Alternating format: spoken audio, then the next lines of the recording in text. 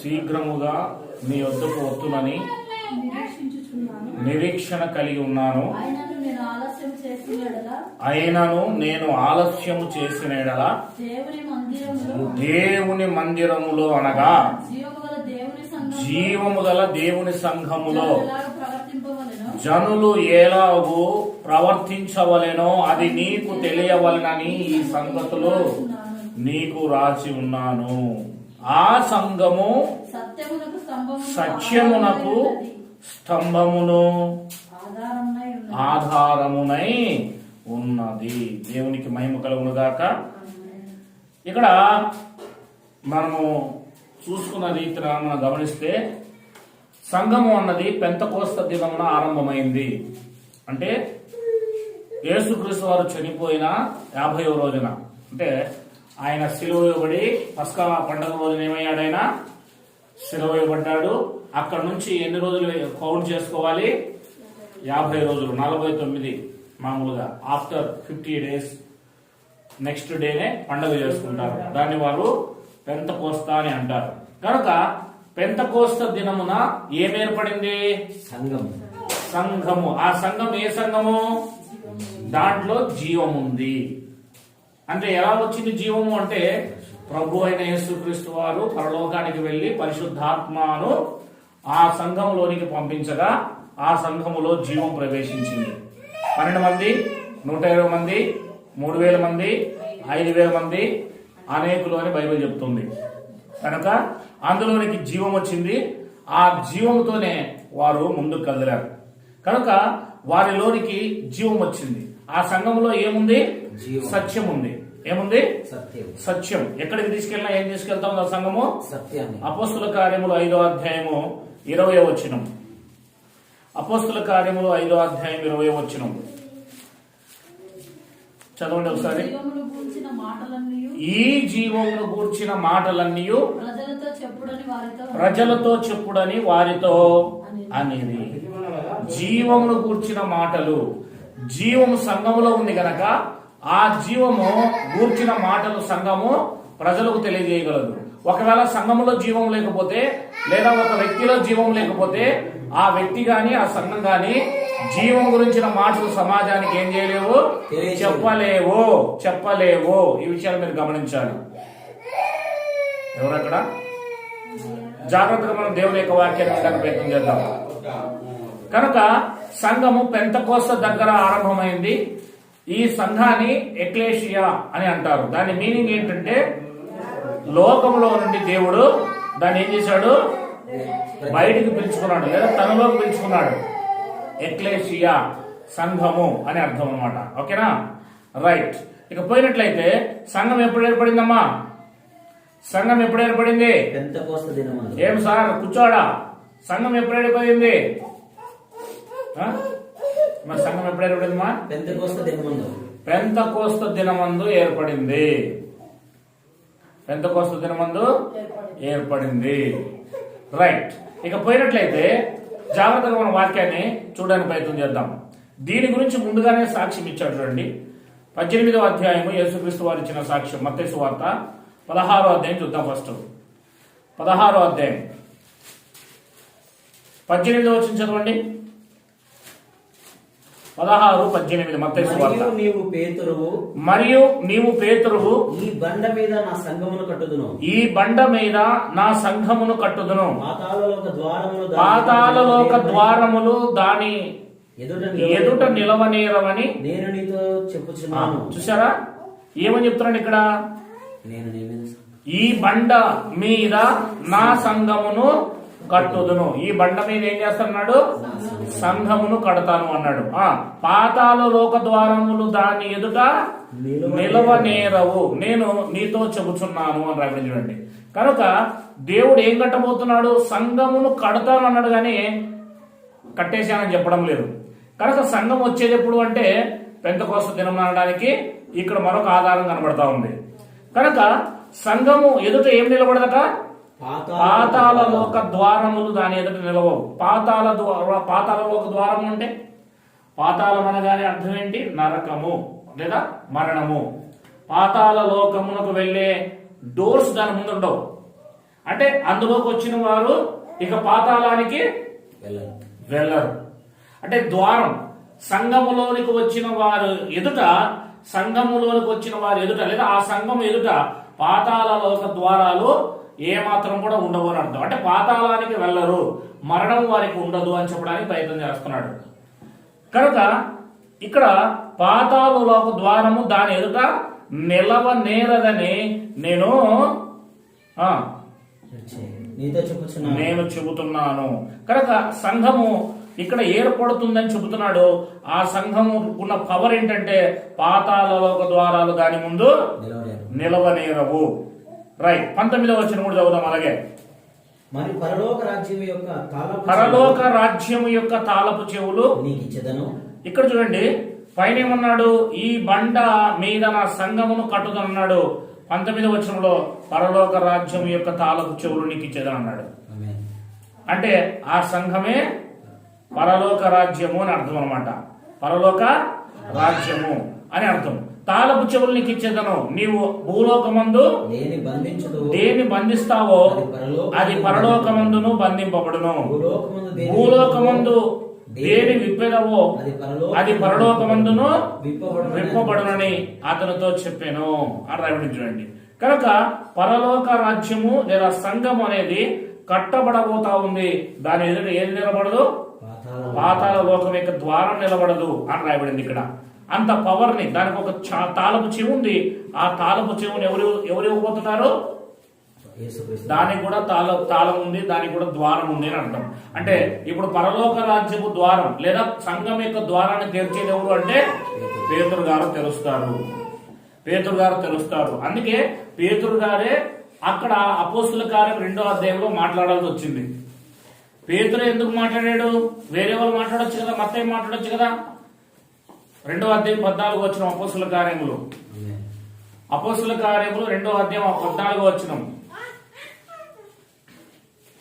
వేగవంతంగా చదవండి, నాకు సమయం లేదు. అయితే పేతురు ఆ 11 మందితో కూడా లేచి నిలిచి ఇట్లా నేను గాని అందరూ అనలేదు. ఎందుకు ఈయనే మాట్లాడుతున్నాడు? అది మ్యాటర్. తాళపు చెవులు ఎక్కడున్నాయి? నోట్లో ఉన్నాయి. ఎక్కడున్నాయి? అందుకే కదా నోటితో మాట్లాడుతున్నాడు. ఇప్పుడు తాళపు చెవి ఆయన నోటిలోంచి బయటకు వస్తా ఉంది. ఇప్పుడు మాట్లాడుతా ఉన్నాడు. ఏం చేస్తాడు తెలుసా? సంఘాన్ని కట్టడానికి స్టార్ట్ చేస్తాడు. ఇప్పుడు సంఘం ఆరంభమవుతుంది. ఇప్పుడు ఇక్కడ ఆయన మాట్లాడితే ఏమవుతుంది? పాతాళ లోకపు ద్వారములు దాని ఎదుట నుండి పారిపోతాయి, నిలబడవు ఆ సంఘం ముందు. ఆ సంఘం ముందు అసలు నిలబడడానికి ఛాన్స్ లేదు. అంటే ఆ సంఘంలో ఉన్నవారు చనిపోతే పాతాళానికి వారు వెళ్ళరు, నరకానికి వారు వెళ్ళరు అని అర్థము. కనుక ఈ ద్వారాలు, పరలోక రాజ్య ద్వారం ఎవరు తెరుస్తున్నారు? పేతురు. ద్వారం ఉందా లేదా దానికి? 7వ అధ్యాయము మత్తయి సువార్త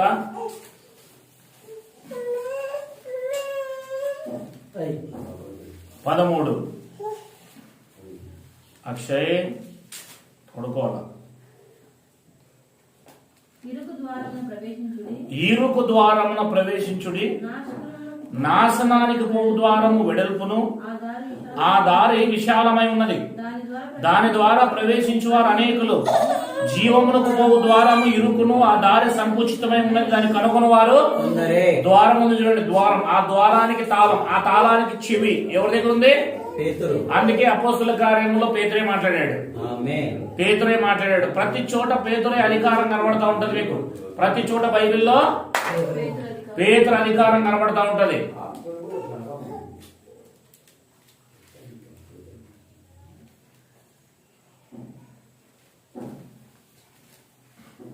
పేతురు అధికారం కనబడతా ఉంటది. అవునా లేదా? రైట్. ఇకపోతే సంఘం గురించి ఇంకొక మాట. 18వ అధ్యాయం మత్తయి సువార్త 17వ వచనం.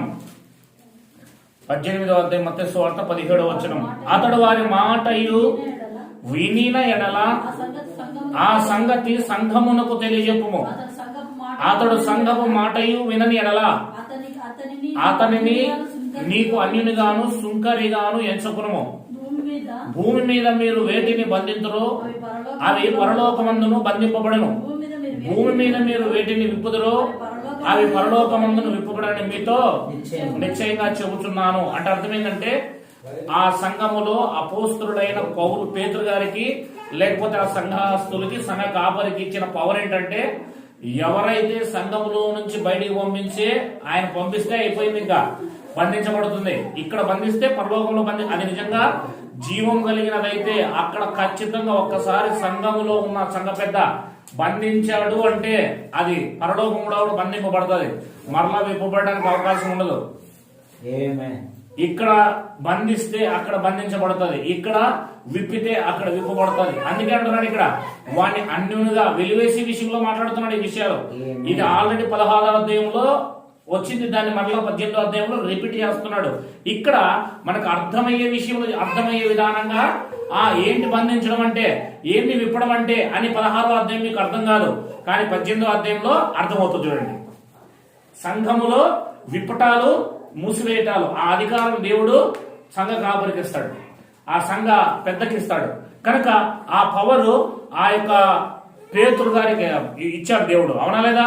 కనుక ఇది రాబోయే సంఘములో జరగబోయే ఒక విషయాన్ని చెప్తా ఉన్నాడు ఇక్కడ, రైట్. ఇకపోతే ఈ సంఘంకు మనం గమనిస్తే ఇది క్రీస్తు మాటల్లో సంఘం గురించిన వివరణ. ఇంకొంచెం లోతుగా వెళ్ళి కొరింథీయులకు రాసిన మొదటి పత్రిక 12వ అధ్యాయము 13వ వచనాన్ని కూడా ఈ సందర్భంలో చదువుకుందాం. నేను ముగిస్తూ ఉన్నాను, మీరు దగ్గర అవ్వాలి. ఇంకా కొరింథీయులకు రాసిన మొదటి పత్రిక 12వ అధ్యాయము 13వ వచనం. 12వ అధ్యాయము 13వ వచనం. అమ్మ 12, 13 కొరింథీయులకు రాసిన పత్రిక. అమ్మ చదువునా? ఏలాగనగా కదా, ఏలాగనగా యూదులనైనను గ్రీసు దేశస్థులమైనను దాసులమైనను స్వతంత్రులమైనను మనమందరము ఒక శరీరములోనికి ఒక ఆత్మయందే బాప్తిసం పొందితిమి. మనమందరము ఒక ఆత్మను పానము చేసిన వారమైతిమి. యేసుక్రీస్తు వారు మీకు దాహం వేస్తే రండి దప్పుకి తీర్చుకోండి అన్నాడు. నీళ్లను తాగేటప్పుడు దాన్ని ఏమంటారు? పానమే కదా అంటారు, అవునా? ఇక్కడ అంటున్నాడు రండి అంటే అక్కడ తాగండి తినండి అంటే అర్థం ఏంటంటే పరిశుద్ధాత్మను తినాలి, పరిశుద్ధాత్మను తాగాలి అని అర్థం. అందుకే ఏమన్నాడు? ఒక్క ఆత్మనే పానం చేశాము. పానం ఇది ఆత్మీయ విషయం. పానం అంటే ఏంటండి? ఇంగ్లీష్ లో ఏమనుంది? పానం మన ఇంగ్లీష్ బైబిల్ ఉందా? అక్కడ దాంట్లో ఉండొచ్చాడు మామూలు బైబిల్లోనే. నీకు బైబిల్ అసలు పైన ఉండొచ్చు, పైన ఇట్లా నొక్కు తెలుగు వస్తుందా? 13వ అధ్యాయం సార్, 13వ వచనం. 12 కొరింథీయులకు రాసిన పత్రిక 13 చదువు sir. For by one spirit we are all baptized into one baby, one body. One body, sir. One body. Whether we be Jews or Gentiles. Jews or Gentiles. Sorry, కొంచెం ఇంకేంటి సార్ అది? For in one spirit, give me phone. For in one spirit we were. కొరింథీయులకు రాసిన మొదటి పత్రిక 13 కదా. 12వ అధ్యాయం. For by one spirit are we. KJV version కాదా? నువ్వు చదువు.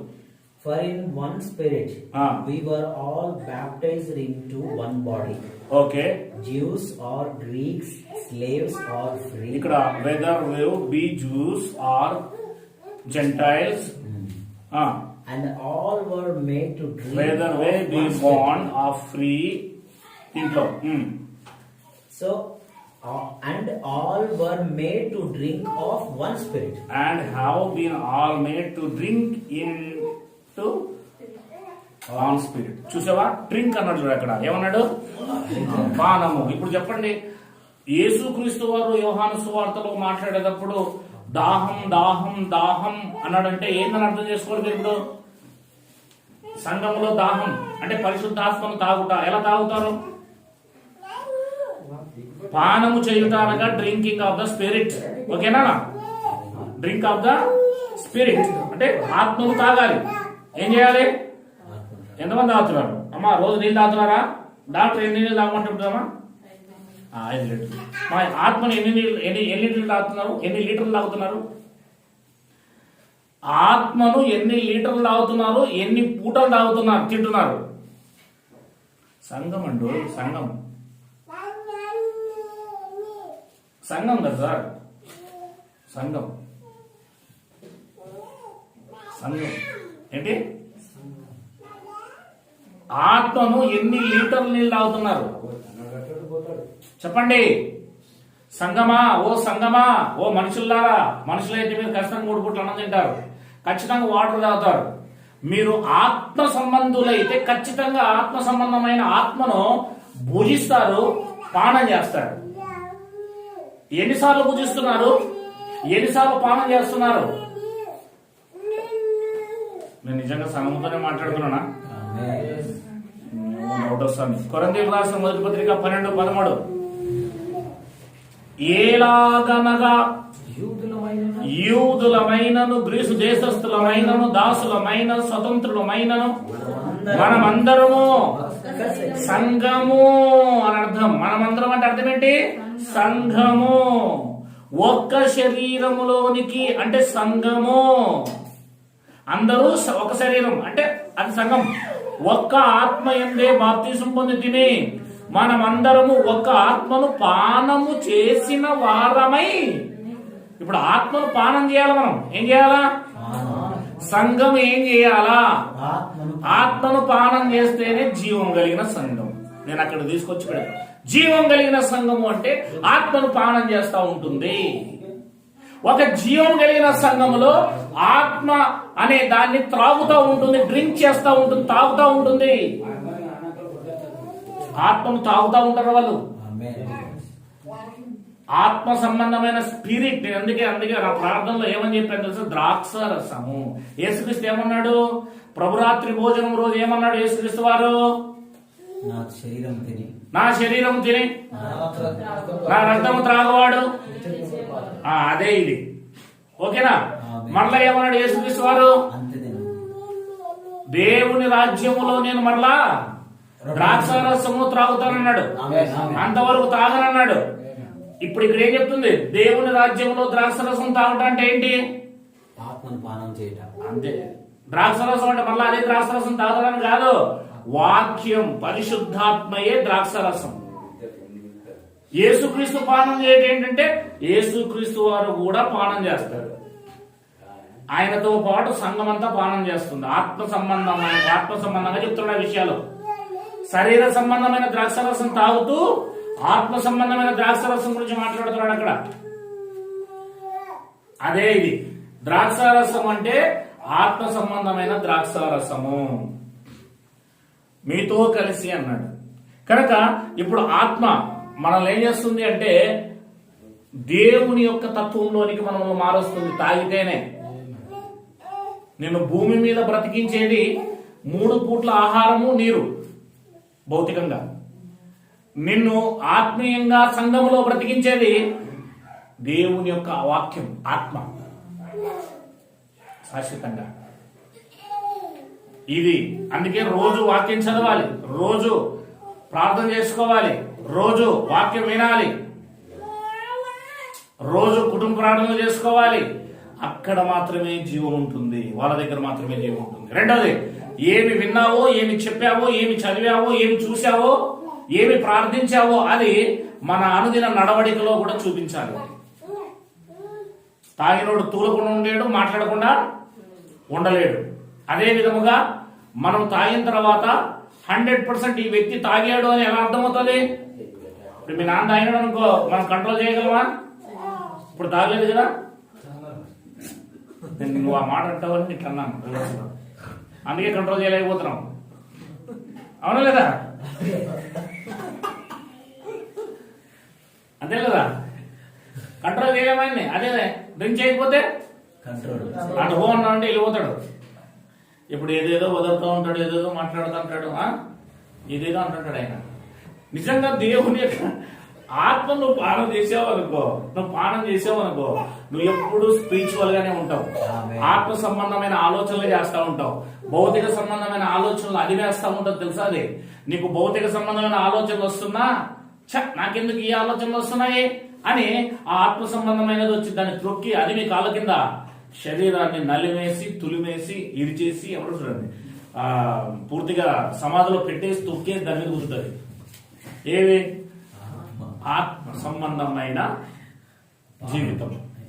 నువ్వు తాగితే ఖచ్చితంగా రైట్. ఇక్కడ సంఘం గురించి మాట్లాడుతూ ఏమంటున్నాడంటే అది యూదుడైనా క్రీస్తు దేశస్థుడైనా ఇంకా దాసుడైనా స్వతంత్రుడైనా ఎవరైనా ఒకే శరీరం, అందరికీ పరిశుద్ధాత్మనిస్తున్నాడు దేవుడు.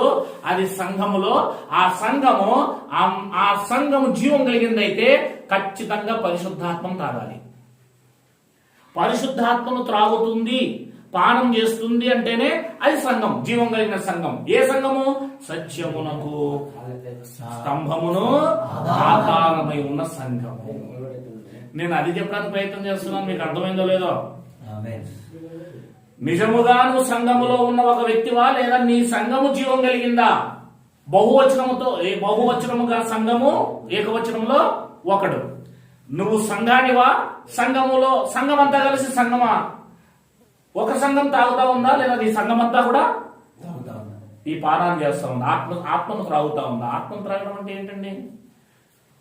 అదే యోహాను సువార్త 6వ అధ్యాయం 63లో చెప్పాడు, నా మాటలు ఆత్మయు జీవమునై ఉన్నాయి, శరీరము కేవలము నిష్ప్రయోజనము, నా మాటలు ఆత్మను జీవమునై ఉన్నాయి అన్నాడు. అంటే నేను ఆత్మీయ మాటలు చెప్తున్నాను, శరీర సంబంధమైన మాటలు కాదు అన్నాడు అక్కడ.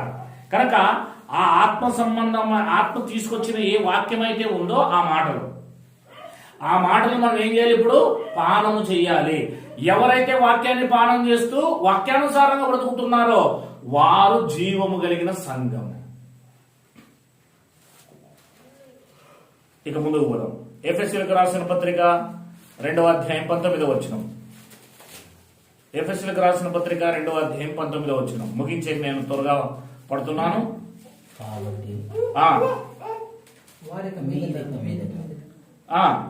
పరజనులను పరదేశులనై ఉండగా పరిశుద్ధులతో ఏకపట్టణస్థులను దేవుని ఇంటి వారునై ఉన్నారు. క్రీస్తు యేసే ముఖ్యమైన మూలరాయి. దేవుని ఇల్లు అనగా మందిరమేనా? పట్టణం అనగా మందిరమేనా? చెప్పాలి ఆమె అని. మరి ఆమె అని చెప్తే అర్థం ఏంటి? ఏకీభవిస్తున్నాను అర్థం. మౌనం ఉంటే నేను నీ మాటలకు ఏకీభవించడం లేదు అని అర్థం. రైట్. పరిశుద్ధులతో ఏకపట్టణస్థులను దేవుని ఇంటి వారునై ఉన్నారు. క్రీస్తు యేసే ముఖ్యమైన మూలరాయి ఉండగా అపోస్తులను ప్రవక్తలను వేసిన పునాది మీద మీరు కట్టబడి ఉన్నారు. ఎఫెసీ సంఘం ప్రతి కట్టడమును ఆయనలో చక్కగా అమర్చబడి, అంటే క్రీస్తులో అమర్చబడుతా ఉన్నది. ప్రభువునందు పరిశుద్ధమైన అది కూడా ఎలాగా? ప్రభువు నందే యేసుక్రీస్తు నందే కట్టబడుతున్నది. అవుట్ ఆఫ్ కాదు. దేవాలయమగుటకు వృద్ధి పొందుచున్నది. పరిశుద్ధమైన దేవాలయం అంటది. ఏంటి? పరిశుద్ధమైన దేవాలయం, జీవము కలిగిన దేవాలయము, పరిశుద్ధమైన దేవాలయము, సత్యము కలిగిన దేవాలయం, స్తంభముగా సత్యాన్ని పెట్టుకున్న ఆధారంగా పెట్టుకున్న ఆలయం, జీవం కలిగిన ఆలయం. జీవం ఉంది అందులో, పరిశుద్ధత్వం ఉంది అందులో. ఏముంది? పరిశుద్ధత కూడా ఉంది అందులో. కనుక పరిశుద్ధులు మాత్రమే ఆలయంలో ఉంటారు. పరిశుద్ధులు మాత్రమే ఆ జీవం కలిగిన ఆలయంలో ఉంటారు. పరిశుద్ధులు కాని వారందరూ ఆ ఆలయంతో వారికి ఏమాత్రం సంబంధమో లేదు. చదువుదాం. 22 చదువుదాం. ఆయనలో మీరు కూడా ఆత్మ మూలముగా దేని ద్వారా? ఆత్మ మూలముగా అంటే పరిశుద్ధాత్మ ద్వారా దేవునికి నివాస స్థలమై ఉండుటకు కట్టబడుచున్నారు. అంటే ఆత్మ చేత కట్టబడుతున్నారు. అంటే పరిశుద్ధాత్మయే కడతా ఉంది. పరిశుద్ధాత్మ అంటే అర్థం ఏంటి? దేవుని వాక్యము ద్వారా, అంటే పరిశుద్ధాత్మ తీసుకొచ్చిన వాక్యము ద్వారా కట్టబడుతున్నారు. ఆ వాక్యం విని పరిశుద్ధపరచబడి వారు దేవాలయంగా మార్చబడుతున్నారు. ఆ వాక్యం ఏం చేస్తుంది? వచ్చి మనిషిని పరిశుద్ధపరుస్తుంది. రైట్. కనుక ఈ సంఘం ఏమై ఉంది? ఇక్కడ పరిశుద్ధమై ఉంది. ఇందాక చూపించిన విషయం ప్రకారము ఆ సంఘము జీవము కలిగిందైతే, నిజమైన దేవుని సంఘం అయితే అది పరిశుద్ధాత్మను పానం చేస్తూనే ఉంటది. ఇక్కడ ఆ సంఘము పరిశుద్ధమైనదై ఉంటుంది.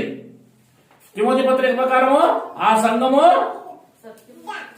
సత్యమునకు ఆధారము,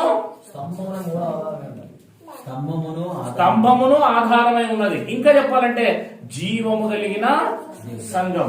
ముందుకు యేసుప్రభు దగ్గరికి వెళ్ళినప్పుడు యేసుప్రభు గారు 2 విషయాలు చెప్పారు. ఏం చెప్పారు? ఒకటి, ఆ సంఘం ఎదుట పాతాళ లోకపు ద్వారము నిలవనేరదు. రెండవది, ఆ సంఘం ఎలా ఉంటుందట? ఆ సంఘానికి తాళపు చెవి ఎవరికి ఇచ్చాడు? పేతురు గారికి ఇచ్చాడు. తాళపు చెవి కూడా ఉంది ఆ సంఘానికి. అంటే ఎవరు పడితే వాళ్ళకి లోపల దూరడానికి లేదు, వీల్లేదు. నేను పోతానంటే లోపలికి పోవడానికి వీలు లేదు. ఇంకా ఆ సంఘానికి అధికారం ఉంది, శక్తి ఉంది, బంధించగలిగిన పెద్దల శక్తి ఉంది.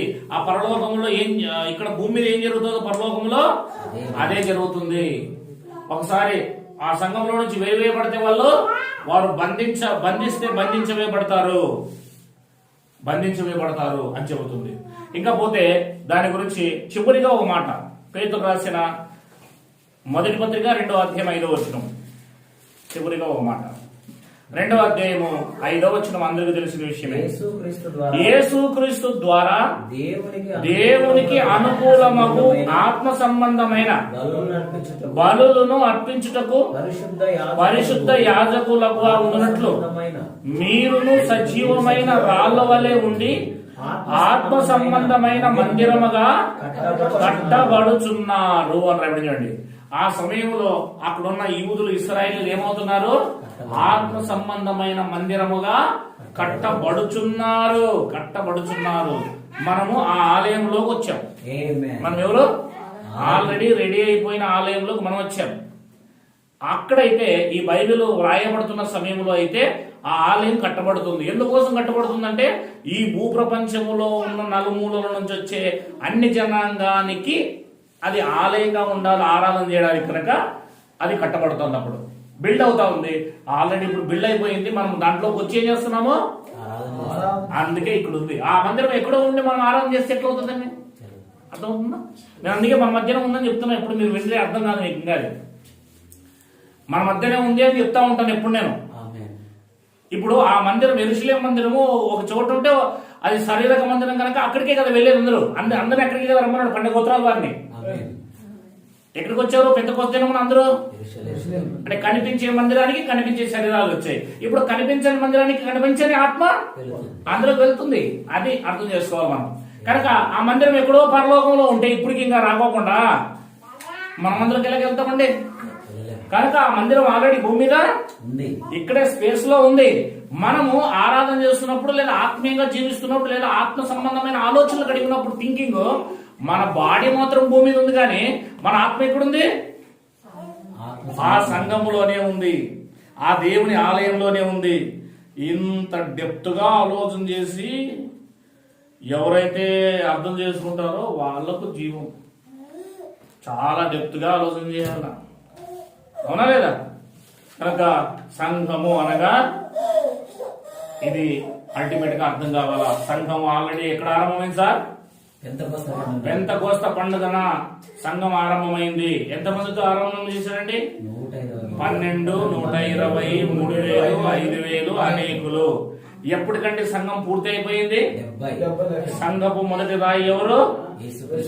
ఆ తర్వాత అపోస్తులు, ప్రవక్తలు వేసిన పునాది మీద ఎవరు కట్టబడుతుంది? స్వాతంత్రులు, దాసులు, గ్రీసు దేశస్తులు, యూదులు. అంతేనా? కట్టబడుతున్నారు. కట్టబడి ఎప్పుడంటే ఫిల్ అయిపోయినది? క్రీస్తు శకం 70లో ఆలయం ఏమైంది? దిగి పూర్తిగా వచ్చేసింది, అభిషేకించబడింది. ఆ ఆలయంలో మందసం మీద, సింహాసనం మీద ఇప్పుడు ఎవరు కూర్చోన్నారు? యేసుక్రీస్తు. ఆ ఆలయంలోనికి మనము ఆరాధన చేయడానికి వచ్చింది. దట్స్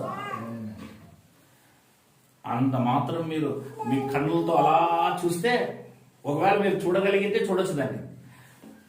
నేను చెబుతున్నప్పుడు మీరు దాన్ని ఏమంటారు ఇమాజినేషన్ చేసుకుంటే అదే అని మీకు అర్థమైపోతుంది. అంత డెవలప్ లేకపోతే మరి మీకు ఇంకా పొలాలే గిలాలే కనబడుతుంటే నేనేం చేయగలను? మీకు వృత్తులే కనబడుతుంటే నేను వాకింగ్ చెప్పేటప్పుడు నేనేం చేయగలను?